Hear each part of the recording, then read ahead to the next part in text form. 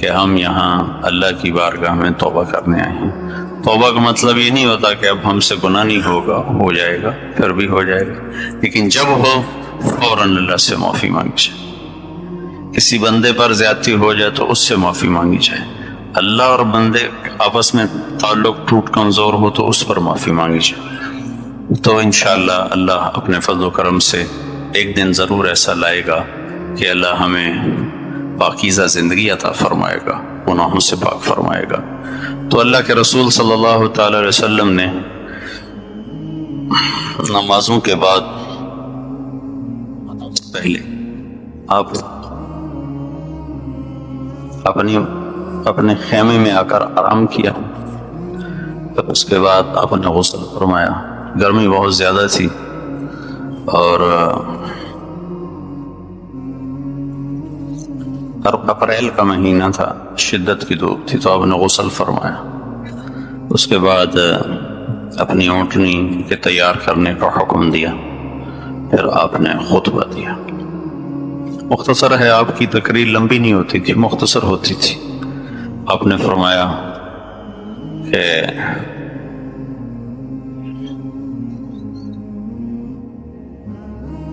جب آپ خطبہ شروع کرنے لگے تو آپ اونٹنی کے رکاب ہوتے ہیں تو اس میں ایسے پاؤں تھے، تو ان پر آپ زور دے کر ایسے کھڑے ہو گئے، اونٹنی پر کھڑے ہو گئے، اونٹنی کے رکاب پر پاؤں رکھا اور کھڑے ہو گئے، اور کھڑے ہو کر آپ کے سامنے کوئی 1 لاکھ سے اوپر مجمع تھا، 1.25 لاکھ، 1.5 لاکھ، گنا تو کسی نے ہے نہیں، لیکن عام علماء اس کی جو تعداد بتاتے ہیں وہ 1 سے 1.25 لاکھ کے درمیان بتاتے ہیں، کہ کوئی 1.25 لاکھ کے قریب مجمع تھا صحابہ کا۔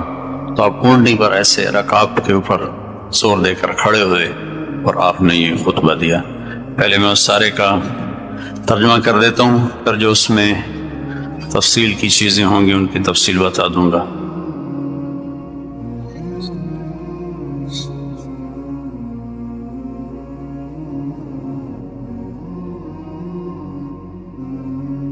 دے دو۔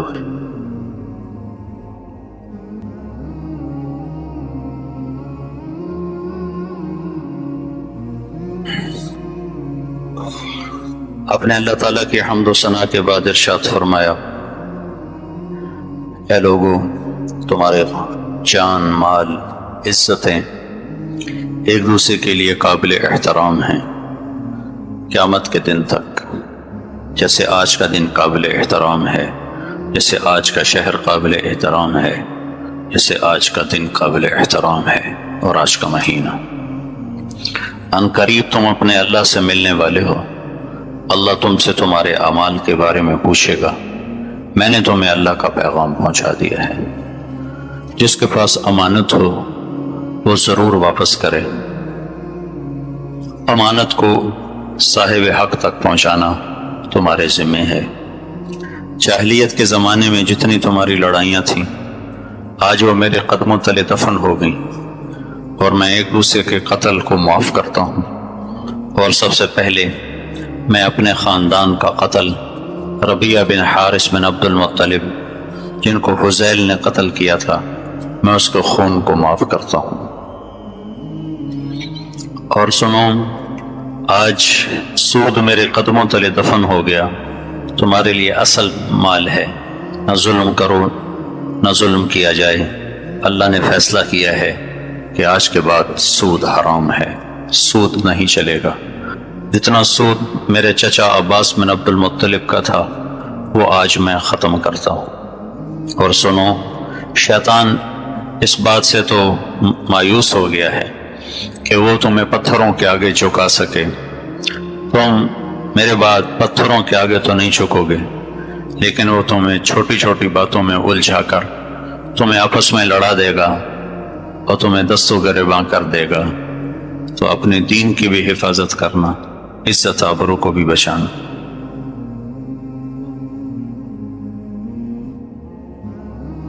مہینوں میں زیادتی کرنا یہ کفر ہے کہ 1 سال اس کو زیادتی کر 1 سال اس کو حلال کرتے ہیں، 1 سال اس کو حرام کرتے ہیں، تاکہ اللہ کے بتائے ہوئے مہینوں کے دنوں کو پورا کر سکیں۔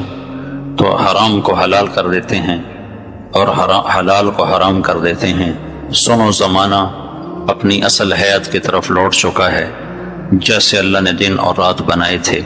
سال 12 مہینے کا ہے اور اس میں 4 مہینے قابل احترام ہیں، ذوالقعدہ، ذوالحج، محرم اور رجب۔ پھر آپ نے فرمایا اے لوگو غور سے سنو، اللہ سے ڈرو، اور میں تمہیں عورتوں کے بارے میں خاص طور پر وصیت کرتا ہوں کہ تمہارے پاس چل کر آتی ہیں، اپنے ذات کے لیے کچھ چیز کی مالک نہیں ہوتی، تم انہیں اللہ کے بول کے ساتھ حلال کرتے ہو، ان کی عزت کے مالک بنتے ہو، ان کا تم پر حق ہے، تمہارا ان پر حق ہے۔ تمہارا ان پر حق یہ ہے کہ یہ اپنے تمہارے بستر پر کسی ایسے آدمی کو بیٹھنے نہ دیں جسے تم ناپسند کرتے ہو، اور یہ اپنی عزت کی میں خیانت نہ کریں اور بڑی برائی میں مبتلا نہ ہوں۔ اگر یہ عزت میں خیانت کریں تو اللہ نے تمہیں اجازت دی ہے تم ان سے دوری اختیار کرو، ان کو سزا دو ایسی کہ جسم پہ نشان نہ پڑے۔ اگر یہ توبہ کر لیں تو تمہارے ذمہ ہے ان کو کھلانا بھی پہنانا بھی اچھائی کے ساتھ۔ لوگو میں تمہارے درمیان 2 باتیں چھوڑ کے جا رہا ہوں، اگر انہیں پکڑ کے رکھو گے تو کبھی گمراہ نہ ہوگے۔ ایک میری کتاب ہے، ایک میری سنت ہے۔ لوگو سنو اور غور سے سنو، مسلمان کا بھائی ہے، کسی مسلمان کے لیے جائز نہیں ہے کہ کسی کے مال کو چھینے اور اس پہ ڈاکہ مارے، سوائے خوشی سے کسی کے مال کو لینا ناجائز ہے، حرام ہے۔ اپنے اوپر ظلم نہ کرو، اور 3 چیزوں میں خیانت نہ کرنا۔ ایک، اپنے عمل کو اللہ کے لیے خالص رکھنا، اس میں ریاکاری شامل نہ کرنا۔ ایک، بادشاہوں کو نصیحت کرتے رہنا، ان سے دنیاوی مفاد نہ اٹھانا۔ اور ایک، اجتماعیت کو برقرار رکھنا، جڑ کے چلنا، مل کے چلنا، ٹکڑے ٹکڑے نہ ہونا، فرقوں میں جماعتوں میں نہ بٹ جانا۔ جو دنیا کو آگے رکھتا ہے تو اللہ تعالیٰ اس کی دنیا کو بکھیر کے رکھ دیتا ہے اور مقدر کے سوا پا نہیں سکتا، اور جو آخرت کو آگے رکھتا ہے اللہ اس کے دل کو غنی کر دیتا ہے، اور اس کی دنیا اس کے سامنے ناک رگڑ کر اور جھک کر آتی ہے۔ اللہ اس بندے پر رحم کرے جو میری بات کو آگے پہنچائے، کہ بہت سے سننے والے پہنچانے والوں سے زیادہ سمجھدار ہوں گے۔ اے لوگو اپنے ملازمین کے بارے میں تمہیں اللہ سے ڈراتا ہوں، تمہارے ملازمین کے بارے میں تمہیں اللہ سے ڈراتا ہوں۔ انہیں وہ کھلاؤ جو خود کھاتے ہو، وہ پہناؤ جو خود پہنتے ہو۔ اگر وہ کوئی غلط کام کریں اور تم چاہتے ہو ان کو سزا دینا تو سزا نہ دینا، انہیں بیچ دینا، انہیں فارغ کر دینا، سزا نہ دینا، انہیں عذاب نہ دینا، انہیں ذلیل نہ کرنا، انہیں بے عزت نہ کرنا۔ میں تمہیں پڑوسی کے بارے میں بہت زیادہ نصیحت کرتا ہوں۔ پھر آپ نے فرمایا اللہ نے حقدار کو حق دے دیا ہے، وارث کے لیے وصیت جائز نہیں ہے، بیٹا نکاح سے ہوتا ہے، زانی کے لیے پتھر ہے، یعنی اس کو سنگسار کرنا ہے۔ جو اپنے خاندان کے علاوہ کسی اور خاندان کی طرف اپنے آپ کو منسوب کرے گا تو اس پر اللہ کی لعنت ہے، فرشتوں کی لعنت ہے، اللہ اس کا کوئی عمل قبول نہ کرے گا۔ کسی سے کوئی چیز تم استعمال کے لیے مانگو تو واپس کرو، دودھ کے لیے جانور مانگو تو واپس کرو، قرضہ چڑھ جائے تو ادا کرو، ضمانت اٹھاؤ تو بھرنی پڑے گی۔ آپ نے ضمانت اٹھائی اور اگلے نے نہیں دیے تو پھر آپ کا دینا ذمہ ہوگا۔ پھر آپ نے فرمایا کفر اور شرک والے سورج غروب ہونے سے پہلے عرفات سے نکل جاتے تھے، ہم ان کے طریقے کی مخالفت کریں گے، ہم نکلیں گے جب سورج غروب ہو جائے گا، یہاں تک کہ اچھی طرح غروب ہو جائے گا، پھر ہم عرفات سے نکلیں گے۔ پھر آپ نے فرمایا ان قریب اللہ تم سے میرے بارے میں پوچھنے والا ہے تو تم کیا جواب دو گے؟ تو صحابہ نے کہا ہم کہیں گے انک بلغت وادیت ونصحت، ہم یہ کہیں گے کہ اللہ یا رسول اللہ آپ نے پہنچا دیا، ادا کر دیا، نصیحت کر دی۔ پھر آپ نے انگلی اٹھائی اور کہا اللہم اشہد، اللہم اشہد اللہم اشہد 3 دفعہ فرمایا. پھر آپ نے کہا لبیک اللہم لبیک انما الخیر خیر الآخرہ. خطبے کے آخر میں آپ نے یہ ارشاد فرمایا. یہ مختصر سا خطبہ ہے. 23 برس کی محنت کے بعد آپ نے زندگی کا نچوڑ بیان کیا ہے، معاملات کو بیان کیا ہے، اخلاق کو بیان کیا ہے، عبادات کو بیان نہیں کیا. عبادات کے بارے میں خطبے میں کچھ نہیں ہے. اس سے پہلے یقیناً آپ نے سارا دین پہنچایا، لیکن جس چیز میں سب سے زیادہ امت نے مبتلا ہونا تھا، 100 میں 5 نمازی پائے جاتے ہیں اور پٹھانوں میں 100 میں 40-50 نمازی ہوتے، لیکن اخلاقیات سب کے صفر ہیں، معاملات سب کے صفر ہیں. اور بعض علاقوں میں عربوں میں 100% لوگ نماز. میں چارٹ گیا یہ ابھی فروری میں، تو میں نے پوچھا کتنے فیصد نمازی ہیں، تو وہ کہنے لگا ویسے تو 100% ہیں، احتیاطاً کہتا ہوں 99% نمازی ہوں گے. چارٹ میں ویسے تو 100% ہیں، احتیاطاً کہتا ہوں 99% ہوں گے. تو مجھے بڑی حیرت ہوئی، اور واقعی میں نے دیکھا کہ جب نماز کا وقت ہوتا تھا تو ہر طرف نماز ہی نماز ہو رہی ہوتی تھی، اور بازاروں میں اور سڑکوں پر گلیوں میں صفیں بنی ہوتی تھی اور مسجدیں بھی بھری ہوتی تھی. تو عبادات کی فضا تو قائم ہے، اخلاقیات اور معاملات یہ مٹ چکے ہیں، بھول چکے ہیں. عرب و عجم بھلا چکے ہیں، پھر ایسا بھولے ہیں کہ بھولنا بھی بھولا چکے ہیں.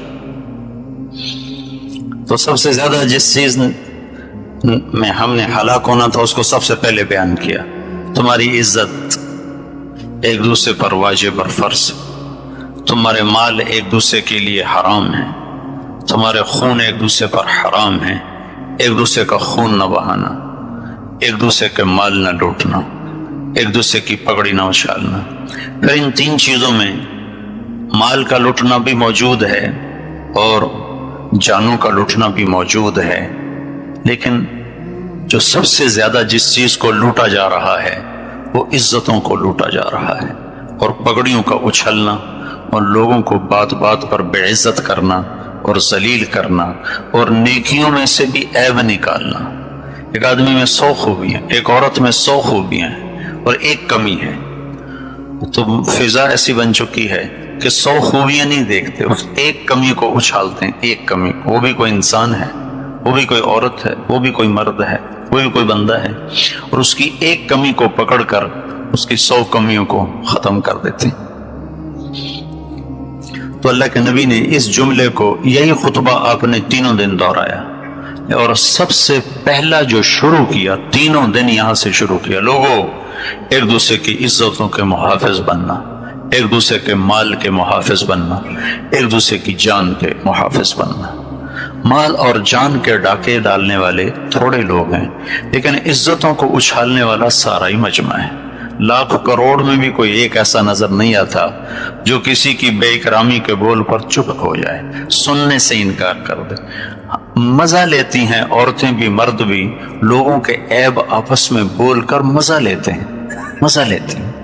اس سے بھی اگلا درجہ ہو چکا ہے کہ آپس میں لڑاتے ہیں، ایک دوسرے کو، عزیزوں کو اور اقارب کو آپس میں لڑا کر مزہ لیتے ہیں. اور اللہ کے نبی کا فرمان ہے جو لوگوں کو آپس میں لڑاتے ہیں وہ اللہ کی نظر میں ایسے حقیر ہیں جیسے تمہاری نظر میں پاخانہ حقیر ہوتا ہے. اور سب سے زیادہ جو عزت اچھلتی ہے وہ زبان سے اچھلتی، سب سے زیادہ. جتنی زبان کے ذریعے سے عزت اچھل رہی ہے اور پگڑیاں اچھل رہی ہیں، اور جتنا زبان کے ذریعے سے لوگوں کو بے عزت کیا جا رہا ہے، اتنا کسی چیز سے بھی نہیں کیا جا رہا ہے. اور اللہ کے نبی نے فرمایا ابو ذر تمہیں 2 عمل بتاؤں، کرنے میں آسان، اجر میں عظیم، اور اس ذات کی قسم جو میری جان کا مالک ہے، قیامت کے دن کوئی آدمی ایسا عمل اللہ کو دکھا نہ سکے گا. تو ان کا یا رسول اللہ وہ کیا؟ تو آپ نے فرمایا یہ زبان کی حفاظت اور اچھے اخلاق. ایک زبان کی حفاظت اور اچھے اخلاق. تو میرے نبی کا 3 دن مسلسل پیغام ہے. پہلے دن کہ اپنی عزتوں کی حفاظت کرو، ایک دوسرے کی عزت کی حفاظت، جان کی حفاظت کرو، مال کی حفاظت کرو، آبرو کی حفاظت کرو.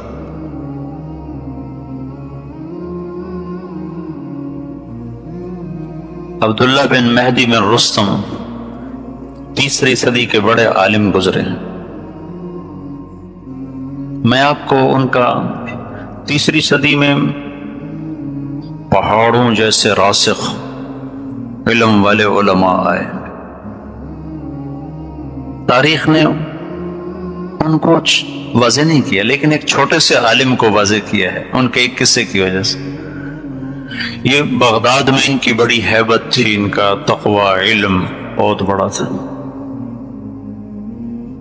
ان کے پاس ایک لڑکی آئی اور کہنے لگی مجھ سے زنا ہو گیا ہے، میں حاملہ ہوں اور میں نے آپ کا نام لے دیا کہ میرا ان سے نکاح ہے، تو میری عزت بچا لو.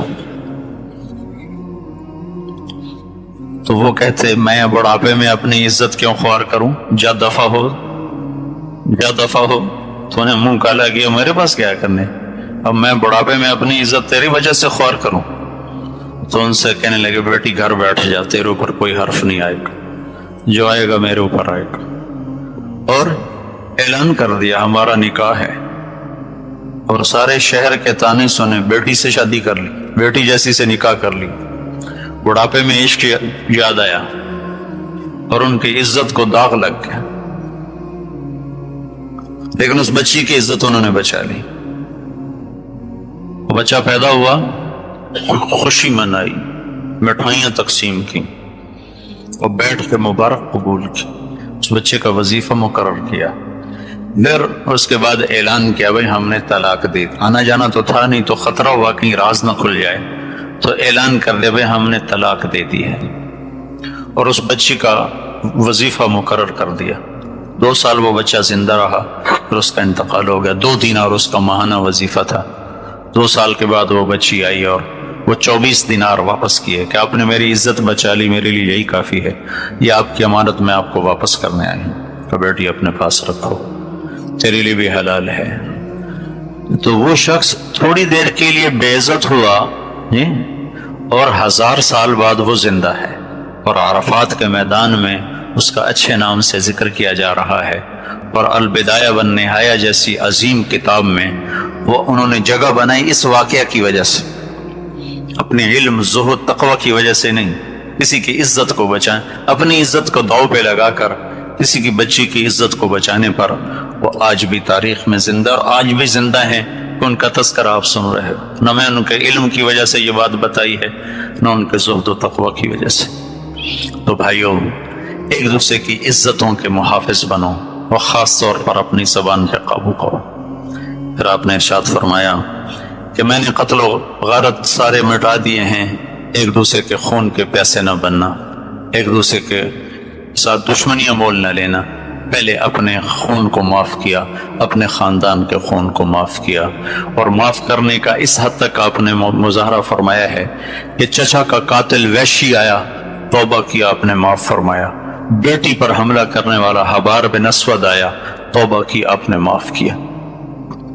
پھر آپ نے سود کو حرام قرار دیا. پہلے اس کی حرمت آ چکی تھی، لیکن معاملات سے آہستہ آہستہ نکلا جاتا ہے. تو آپ نے فرمایا آج کے بعد سود میرے قدموں تلے دفن ہو گیا. کتنی حیرت کی بات ہے کہ آج کا بڑا تاجر کہتا ہے سود کے بغیر تو انڈسٹری نہیں چلتی، سود کے بغیر تو بڑے کام نہیں چلتے، سود کے بغیر تو کاروبار نہیں چلتا ہے. کتنی دلیری کی بات ہے کہ اللہ سے ٹکر لی ہوئی ہے، اللہ کے رسول سے ٹکر لی ہوئی ہے. جیسے اللہ کی جہنم بجھا دی گئی ہے اور جنت کو آگ لگا دی گئی ہے اور قبر کو فرنشڈ کر دیا گیا ہے اور منکر نکیر کو بھگا دیا گیا ہے اور آگے کوئی پوچھنے والا نہیں، کوئی سوال کرنے والا نہیں. اتنا بڑا اعلان کہ سود میرے قدموں تلے دفن ہو گیا اور میں سب سے پہلے اپنے چچا کا سود ختم کرتا ہوں. اس پر حضرت عباس نے کہا میرے بھتیجے نے میرا سود معاف کیا ہے، میں اپنے اصل کو بھی معاف کرتا ہوں. اللہ نے اس کے بدلے میں ان کے خاندان کو، ان کی اولاد کو، حضرت عباس کے پڑپوتے کو سے لے کر حکومت چلائی، اور 525 سال حضرت عباس کی اولاد نے حکومت کی۔ علماء فرماتے ہیں یہ اس کی برکت تھی، سود اللہ کے نبی نے چھوڑوایا اور اصل حضرت عباس نے چھوڑ دیا، اصل بھی چھوڑتا ہوں۔ تو بھائیو، ہم مال کے پجاری نہیں ہیں، پیسے کے پجاری نہیں ہیں، ہم انڈسٹری کے پجاری نہیں ہیں کہ ہمارا بہت بڑا کاروبار ہے، ہم بینکوں سے نہ کریں تو کاروبار کیسے چلائیں؟ چھوٹا کر لو بھائی، تھوڑا کر لو بھائی، زیادہ نہ کرو، تھوڑا کر لو۔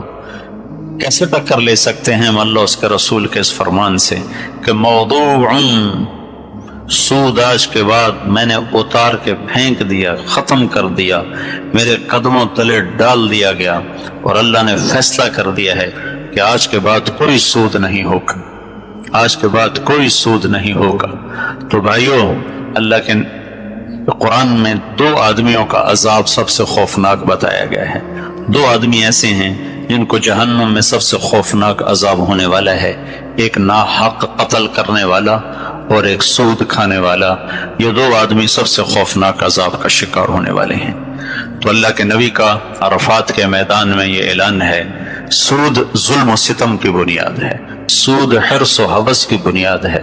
اسلام سخاوت کا سبق دیتا ہے، اسلام سخاوت کا دین ہے، یہ حرص و حوث کا دین نہیں ہے۔ تو بھائیو، اگر کوئی بھائی سود میں پھنسا ہوا ہے تو اللہ سے توبہ کرے اور اس سے نکلنے کی کوشش کرے۔ نکلنے کا طریقہ یہ ہے کہ کاروبار بڑھانا بند کر دے، کاروبار کو فل سٹاپ لگا دے۔ اگر کاروبار بڑھاتا رہے گا تو اگلی نسلیں بھی سود کے اندر پیدا ہوں گی اور سود میں مر جائیں گی اور کبھی نہیں نکل سکیں گے، اور ایک دن فقیر ہو کر سڑکوں پہ آ جائیں گے۔ دوسری سے تیسری نسل سود پہ پنپ نہیں سکتی ہے۔ تو جتنا کاروبار ہے اس کو وہاں ختم کرو، وہاں اس کو فل سٹاپ لگا دو، اور اللہ نفع دیتا ہے تو سود اتارو، سود اتارو، سود اتارو۔ اپنے پیسے سے ساری دنیا میں کاروبار کرو، کون سا منع ہے؟ حضرت طلحہ رضی اللہ عنہ کے اس زمانے میں بحری جہاز چلا کرتے تھے جو عشرہ مبشرہ میں سے ہیں۔ حضرت عبد الرحمن بن عوف رضی اللہ تعالیٰ عنہ کی اولاد میں سونا تقسیم کرتے کرتے آریاں ٹوٹ گئیں، آریاں، سونا کاٹتے کاٹتے آریاں ٹوٹ گئیں، اور وہ ٹاپ 10 صحابہ میں آتے ہیں۔ اور آپ نے کہا عبد الرحمن رحمان کا تاجر ہے، اور انتقال کے بعد 1000 گھوڑے، 10,000 بکریاں، 1000 اونٹ انہوں نے سواریوں کی شکل میں چھوڑا، اور 3 ارب 10 کروڑ 20 لاکھ دینار انہوں نے ترکے کی شکل میں چھوڑا، اور زمینیں، جائیدادیں، مکانات الگ تھے، اور اللہ کے نبی نے کہا عبد الرحمن تو رحمان کا تاجر ہے۔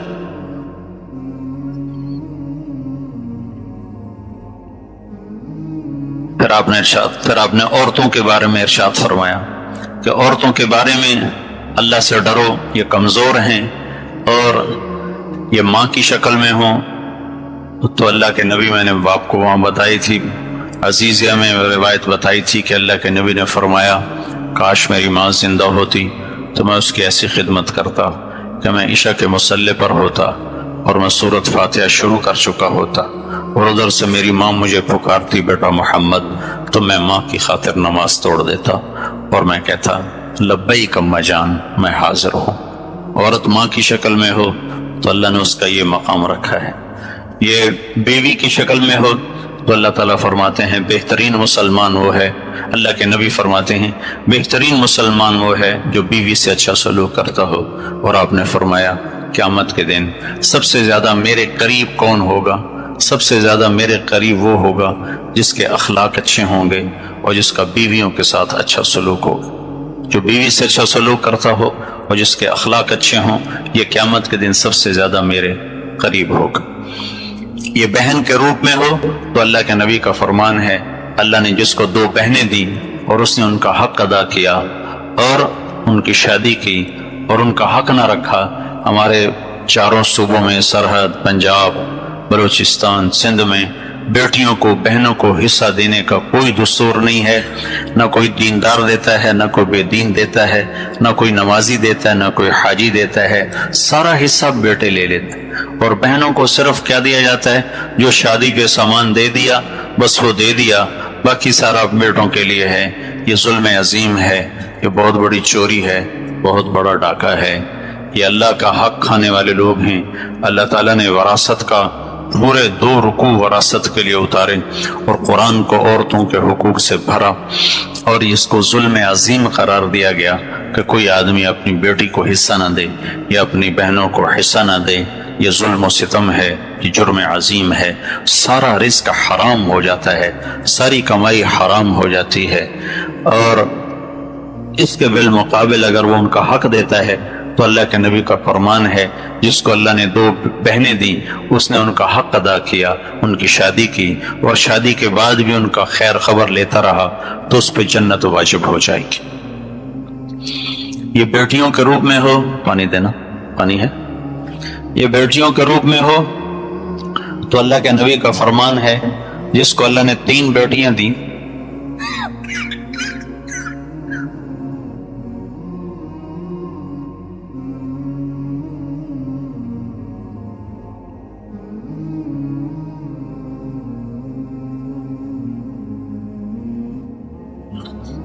جس کو اللہ نے 3 بیٹیاں دیں، اس نے ان کی تربیت اور پرورش کی، شادی کی، تو وہ جنت میں چلا جائے گا۔ ایک صحابی نے کہا 2 ہوں تو کیا؟ آپ نے کہا 2 کی بھی کرے گا تو جنت میں جائے گا۔ 1 ہو تو کیا ہے؟ آپ نے کہا 1 کی شادی بھی کر دے تو جنت میں میرا ساتھی ہے۔ 10 بیٹوں کی شادی کرے جنت کا وعدہ نہیں، 1 بیٹی کی شادی کر دے جنت کا وعدہ ہے۔ آپ نے اپنی 4 بیٹیوں کو رخصت فرمایا۔ تو یہاں کمال درجے کی بات اللہ کے نبی نے فرمائی ہے کہ میں تمہیں عورتوں کے بارے میں وصیت کرتا ہوں، اگر ان سے خطا ہو جائے، ان کے ذمہ ہے تمہاری اطاعت کرنا، تمہارے حق کی حفاظت کرنا اور اپنی عزت میں خیانت نہ کرنا۔ اگر ان سے یہ خطا ہو جائے، آخری درجے کی خطا، ہمارے پاکستان میں شک کی بنیاد پہ ذبح کر دیتے، شک کی بنیاد پہ قتل، خود ماں باپ لڑکیوں کو قتل کر دیتے، بیٹا زنا کرتا رہے پردہ ڈالتے رہتے، بیٹا زانی ہو پردے ڈالتے رہتے، بچی سے کچھ ہو جائے ذبح کر دیتے۔ چاروں طرف بکھرے ہوئے ظلم و ستم کے واقعات ہیں۔ شادی کر کے بھی بچے لڑکے زنا کرتے ہیں، کوئی پرواہ نہیں کرتے، اور بیٹی سے ذرا سی خطا ہو جائے تو اس کو زندہ دفن کر دیتے۔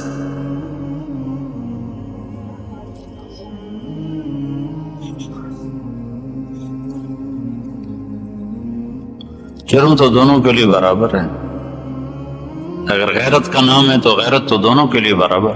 بیٹا زانی ہو تو ہمارے لیے بے غیرتی نہیں ہے، شادی کر کے بھی بیٹا زنا کر رہا ہو تو ہمارے لیے بے غیرتی کا مقام نہیں۔ اس کو قتل کرو، یہ میں نہیں کروں قتل کر دو، مقابلے میں کہہ رہا ہوں، میں بچی سے نے تو گھر سے قدم نکالا تو اسے قتل کر دیا، اور بیٹا ساری زندگی منہ کالا کرتا رہا تو کچھ بھی نہیں۔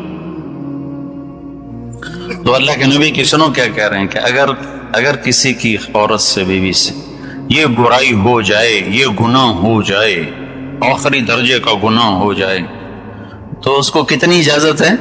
اس سے بات نہ کرے، اور کیا ہے؟ اپنا بستر اس سے الگ کر لے، اور کیا ہے؟ اس کو تھپڑ مار سکتا ہے، پٹائی کر سکتا ہے، اس طرح کہ اس کے جسم پر نشان نہ پڑے۔ اگر وہ توبہ کر لے تو پھر اس کے ساتھ حسن سلوک رکھے اور اس کو اس کا عیب یاد نہ دلائے۔ خود اللہ کے نبی کا واقعہ سناتا ہوں۔ حضرت عائشہ رضی اللہ تعالیٰ عنہ پر گناہ کی تہمت لگ، عبداللہ بن ابی منافق نے صفوان بن معطل کے ساتھ آپ کو ریلیٹ کر دیا اور پورے مدینے میں ہوا چلا دی، اور 1 مہینہ وحی نہیں آئی۔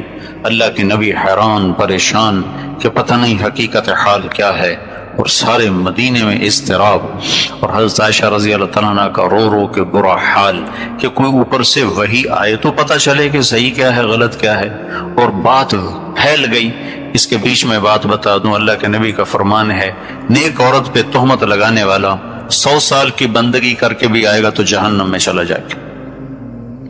تو عائشہ جیسے رضی اللہ تعالیٰ عنہ جیسی جن کے سینے پر سر رکھے ہوئے اللہ کے نبی نے جان دی، جن کا گھر آپ کی آرام گاہ بنا، وہ کیسے عظیم ماں ہوں گی، ان پہ یہ تہمت لگی ہوئی ہے۔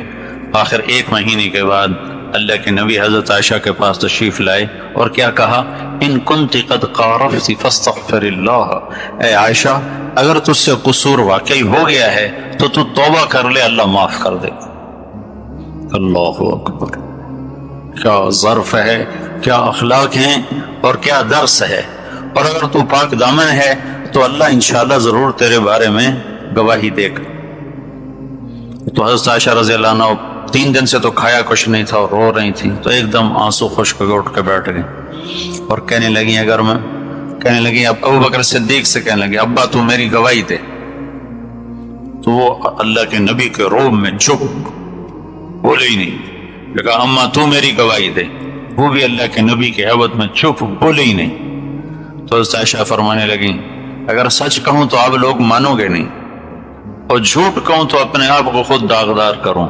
میرا کسی سے کوئی گلہ اور شکوہ نہیں، میرا میرے رب سے گلہ ہے، میں اپنے اللہ سے بات کرتی ہوں اور وہ کہتی ہوں جو یوسف کے باپ نے کہا تھا۔ کہنے لگی مجھے غم کی وجہ سے یعقوب علیہ السلام کا نام ہی بھول گیا، میں نے کہا میں وہ کہوں گی جو یوسف کے باپ نے کہا تھا، فصبر جمیل واللہ المستعان علی ما تصفون، تم نے جو کہنا ہے کہتے رہو، میں صبر کروں گی۔ اور یہ کہہ کر دوبارہ لیٹ گئیں تو ایک دم حضرت اللہ کے نبی پر وحی اترنا شروع ہوئی۔ تو جب آپ کا رنگ بدل جاتا تھا پتہ چل جاتا تھا۔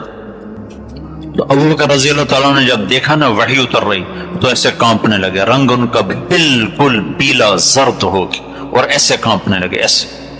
میں صدیق کے صبر پہ قربان جاؤں، 1 مہینہ عائشہ جیسی بیٹی پہ تہمت لگی رہی، وہ لوگ پھیلا رہے، ایک جملہ نہیں کہا، ایک جملہ اللہ کے نبی سے آ کر شکایت نہیں کی، ہاں صرف ایک لفظ بولے، ایک لفظ پورے مہینے میں، ایک لفظ بس اتنا کہا سبحان اللہ، یہ کام تو ہم نے جاہلیت میں نہ کیا، اسلام لانے کے بعد کہاں کر سکتے تھے، بس ایک جملہ اور خاموش۔ ہم تو آگ لگا دیتے ہیں،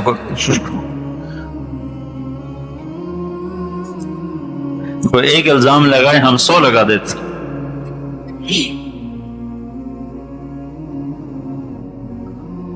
تو ابوبکر صدیق ایسے ہو گئے، اس لیے ان کو تو خبر نہیں تھی کہ وہی کیا آ رہی، وہ قصہ کیا ہے۔ اور ام رومان آپ کی والدہ وہ بھی ایسے ہو رہی، پیلی زرد، لیکن حضرت عائشہ کہتی مجھے اطمینان تھا کہ اللہ کو پتہ ہے میں کیا ہوں، لیکن کہنے لگی مجھے یہ نہیں پتا تھا کہ میرے بارے میں اللہ قرآن ہی اتار دے گا، میں یہ سمجھ رہی تھی جبریل آئے گا اور آ کر کہے گا یہ غلط ہے، بس قصہ ختم ہو جائے گا، لیکن مجھے یہ نہیں خبر تھی کہ قیامت تک میرا نام قرآن میں زندہ ہو جائے گی۔ تو سورہ نور کی 14 آیات اللہ نے اتاری، اور علماء نے لکھا ہے پورے قرآن میں اللہ نے جیسے ان آیات میں غصے کا اظہار کیا ہے، پورے قرآن میں کسی ایک جگہ بھی ایسا غصے کا اظہار اللہ نے نہیں کیا۔ فرعون قارون کے تذکرے پر اللہ ایسے غیظ و غضب میں نہیں ہے جتنا ان آیات میں اللہ نے غیظ و غضب کا اظہار کیا۔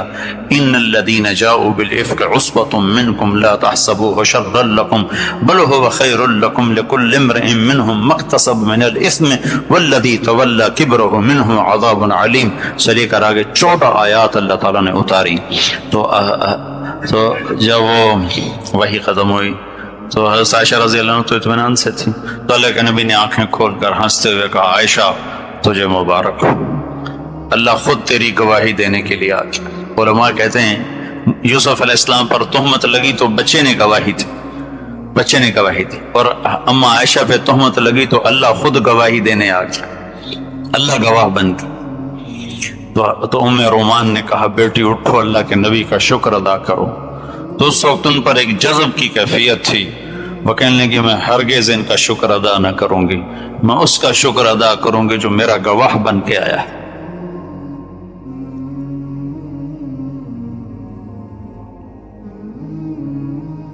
اس قصے کے پیچھے زبان کی حفاظت کا بڑا سبق ہے، اگر اللہ چاہتے تو اسی وقت وہی اتار دیتے کہ یہ سب بکواس ہے۔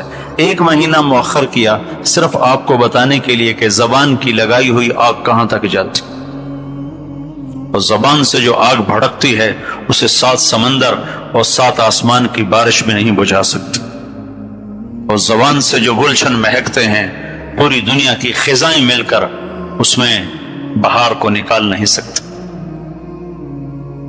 تو عورتوں کے بارے میں اللہ کے نبی نے فرمایا کہ ان کے حقوق کا خیال کرو، ان کے حقوق کی رعایت کرو، ہر روپ میں یہ قابل احترام ہیں۔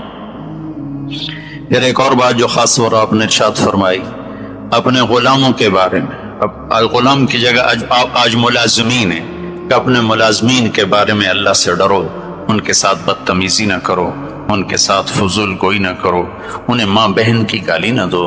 میں کہا کرتا ہوں کسی بیگم سے پورا ڈنر سیٹ ٹوٹ جائے تو اتنا کہتی او ہو ڈنر سیٹ ٹوٹ گیا، اور ملازمہ سے ایک پرچ ٹوٹ جائے پرچ تو ساری عزت پکڑا کے اس کے ہاتھ میں دے دیتی ہے کہ غریب کی نہ کوئی عزت ہے، نہ غریب کی ماں ہے، نہ غریب کی بیٹی ہے، نہ غریب کی بہن ہے۔ میرے نبی نے تو کہا تھا قیامت کے دن مجھے ڈھونڈنا ہو تو غریبوں میں ڈھونڈنا۔ حضرت انس نے پوچھا یا رسول اللہ قیامت میں آپ کہاں ہوں گے؟ تو آپ نے فرمایا میں قیامت کے دن اپنی امت کے غریبوں کے ساتھ ہوں گا۔ اپنے ہاتھ سے گاڑی لگ جائے تو خالی اتنا کہتے ہو یار گاڑی لگ گئی، ڈرائیور کے ہاتھ سے لگ جائے تو نہ اس کی ماں بچتی ہے، نہ بہن بچتی ہے، نہ بیٹی بچتی۔ اپنے ہاتھوں سے نقصان ہو جائے تو کچھ تھوڑا سا افسوس کر، نوکر کے ہاتھوں نقصان ہو جائے تو اگلے پچھلے اس کے قضیے برابر کر دیتے۔ تو آپ نے کہا میں تمہیں خاص طور پر وصیت کر رہا ہوں نوکروں کے ساتھ بدتمیزی نہ کرنا، نہیں تمہارا کام صحیح کرتے انہیں فارغ کر دو۔ فارغ کر دینا کوئی ظلم نہیں ہے، لیکن ان کو گالی دینا، مارنا پیٹنا، بدتمیزی کرنا، میں وہاں بھی بتا رہا تھا ایک دن وہ کسی بیماری کی وجہ سے بھی نہ تو اس کی ایک دن کی تنخواہ کاٹ لیتے، خود ہوٹل پہ جا کے 20,000 کا کھانا ایک وقت کا کھا لیتے، اور ایک دن نوکر کسی بیماری کی وجہ سے بھی نہ تو اس کی تنخواہ کاٹ لیتے، اس کا تو اس دن کا چولہا بچ گیا نا۔ موسیٰ علیہ السلام نے اللہ تعالیٰ سے پوچھا یا اللہ جب تو ناراض ہوتا ہے تو کیا نشانی ہے؟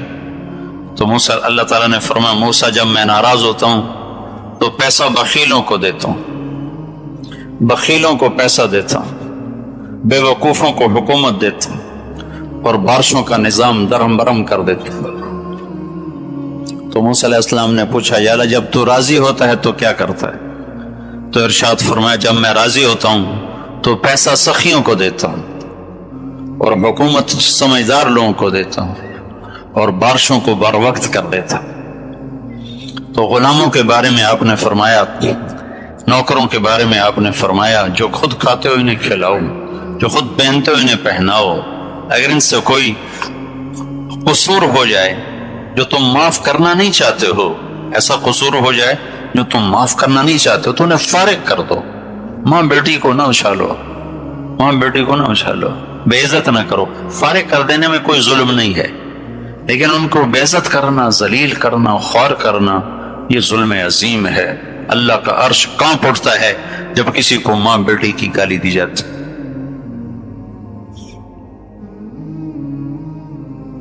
پھر آپ نے فرمایا میں تمہیں پڑوسی کے بارے میں وصیت کرتا ہوں، اور اس کو اتنا زیادہ کیا حتی اکثر، اتنا دہرایا کہ صحابہ کہنے لگے لگتا ہے جیسے پڑوسی کو وراثت میں حصہ دے دیا جائے گا۔ اپنے پڑوسیوں کا خیال کرو۔ حضرت عبداللہ بن عمر مہینے میں ایک دن گوشت کھایا کرتے تھے، مہینے میں ایک دن۔ تو جس دن گوشت پکتا تھا تو ان کا ایک پڑوسی یہودی تھا، فرمایا کرتے تھے پہلے اس یہودی کو بھیجو کھانا پھر میں کھاؤں گا، پہلے اس یہودی کو بھجوایا کرتے تھے پھر خود کھایا کرتے۔ تو ہمیں تو پتہ ہی نہیں ہوتا ہمارے پڑوس میں رہتا کون ہے، سکھ میں ہے کہ دکھ میں ہے، خوشی میں ہے کہ رنج میں ہے۔ صرف مال کما لینا ایک بڑائی نہیں ہے، بڑے بڑے کاروبار بنا لینا کوئی بڑائی نہیں ہے، یہ بڑے چھوٹے درجے کے کام۔ یہ کام تو چڑیا بھی کرتی ہے، بلبل بھی کرتی ہے، طوطا مینا بھی یہ کام کرتے ہیں۔ انسانیت کی معراج کو پا لینا، چھو لینا یہ عزت اور بڑائی ہے۔ تو بھائیو ہم اللہ کی بارگاہ میں توبہ کریں، اللہ تعالیٰ سے مانگنے والے بنیں۔ یہ جگہ مانگنے کی ہے اور توبہ قبول ہوتی ہے،